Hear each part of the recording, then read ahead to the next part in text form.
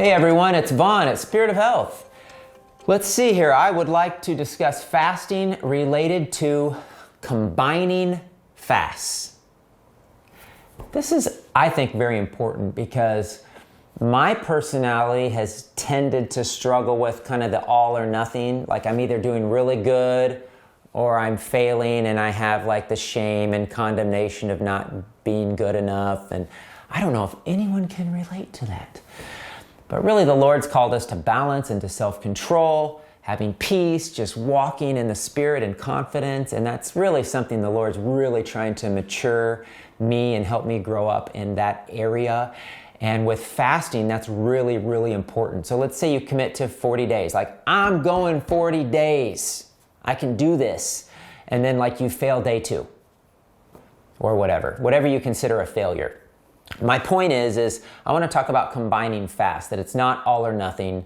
If you do 40 days and you commit to water and you don't make it, you don't have to quit. If you say 40 days on juiced and you make it 15 days and you can't make it, you don't have to quit. Combine the fasts. I did the videos on 11 different types of fasts. Let's say it's winter and it's cold outside and you had committed to a juice fast and you're feeling miserable 2 weeks in. Switch to warm cooked foods. Switch to soups and broths and steamed vegetables. You're still fasting.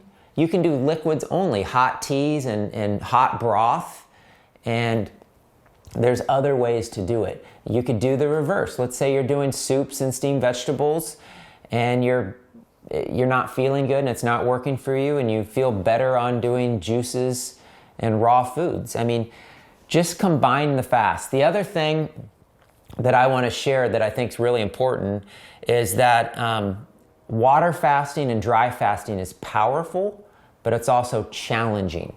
So let's say, man, I would love to water fast. I want to go 40 days. I would love to do some water fasting or some dry fasting. Mix it in. Just mix it in. So let's say you're Daniel fasting. Okay, that was my fast number 1 as like kind of the basic beginner type of a fast is a Daniel fast. If that's where you're at, that's awesome. You can do a 40-day Daniel fast. And you know what? During that 40-day Daniel fast, you can do 3 days on water. You could do 7 days on juice. You could do, I'm just making stuff up. You can do whatever you want. But I'm just telling you, don't think of it as an all or nothing type of a mindset. You might do in your 40-day Daniel fast, you might say once a week, I'm going to do 1 day on water. Or maybe once a week, I'm going to do a 1-day dry fast, no food or water for 24 hours or 36 hours. Maybe in the middle of your 40-day fast, you're just going to throw in an Esther fast. I'm going to throw in a 3-day dry fast because I'm going to contend that my family members be saved. I'm going to contend for revival in my workplace. I'm going to contend for whatever it is you want to contend for that's on your heart, that you're passionate about. So you can always go deeper for small pockets of time. And I just know that people need to hear that. People need to know that it's not all or nothing, or you're only sticking to one thing, and if you come off of that because again, with the shame and the condemnation, and so many times what happens is you feel like, well, I didn't do what I said I was going to do. And instead of staying in balance and staying on the fast, what do? We fall right back into the world. We fall right back into the gluttony and the delicacies, and that leads to the shame and the condemnation and that whole vicious cycle that just messes with our mind, and that's so the enemy. So let's avoid that. Commit to a time period the best you can.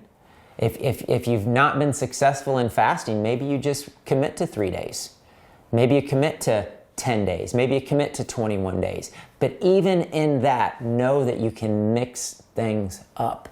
And that's perfectly okay.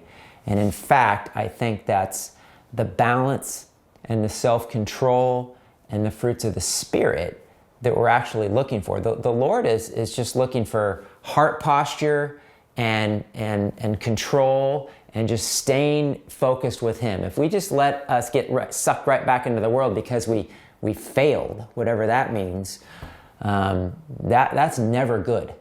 Good things never come out of that. I mean, I know it, I've done it. You probably know it because you've probably done it. But we are in a new season of sanctification with the Lord, where we're going to start to walk out these lifestyles of prayer and fasting, and these anointings are on people. These John the Baptist anointings, these Elijah type of anointings are coming upon the body of Christ, where we no longer fall back into the shame and condemnation and gluttony and pleasures of the world. We actually stay out of that and we stay grounded. And it doesn't mean that we stay 40 days on water or we're a failure. It means that even in our backslidings, or even in we don't fully fulfill that commitment, we stay on track. And that's why I put the Daniel fast as the number one, because that's just a great place to always land back to. You commit to water and you don't make it. You commit to juice, you're not making it. Fall back to Daniel. Daniel's a great example of just a healthy lifestyle. It's just a healthy way of eating. And so I hope that helps. If I didn't cover it all, ask me a question.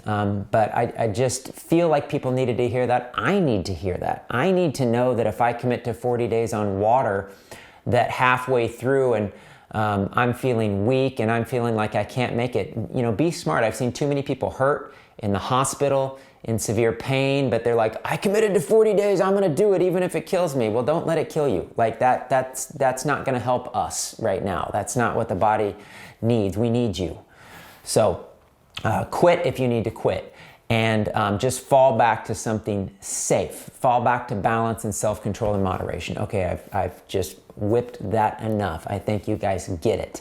So combine your fasts, focus on self-control and the Lord, and just stay in the game. Stay in the race.